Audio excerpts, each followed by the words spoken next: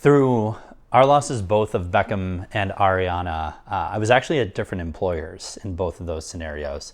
The beautiful part is each of my employers were incredibly supportive and understanding of my loss journey.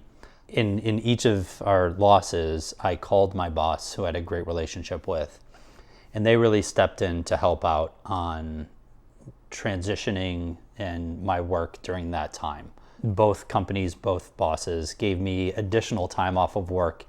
The unfortunate part is the loss of a child, aside from a living child, the loss of a pregnancy is not acknowledged as bereavement, let alone for a father. For the most part, employers could require you to go right back to work that very next day. Many employers have empathy and are understanding of how difficult that is, and that's exactly what I experienced in my losses. Was incredibly kind people that recognized the difficulty of what we were going through, and so we're giving both extended time, given resources for my family, EAPs, but as simple as meals being sent to my house. My current employer, my CEO, called me. And I had only been with the company for maybe 45 to 60 days. And that blew my mind, getting a call from the CEO of a Fortune 500 company, who I'd only basically met once or twice. And that, to this day, still is something that is incredibly impactful for me and a big part of my relationship with him. I think one big thing, too, that my employers recognized is that even when I'm physically back at work, I'm not fully back at work.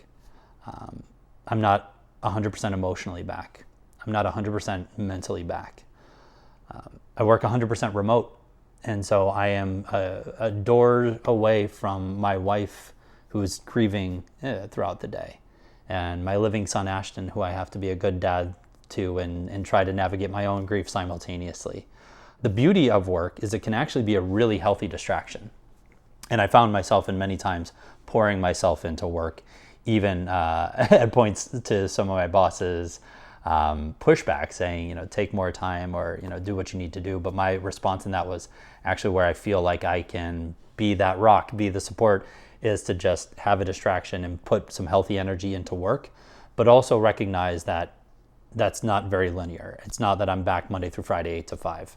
I'm going to give you my very best in the times that I can give you my very best. And then it's on me to also communicate to you when I can. So I'm really, really lucky that I had great bosses and great employers that supported me through that. And certainly with my current employer, it's a huge part of how I feel the pride of where I work and how I feel valued as an employee.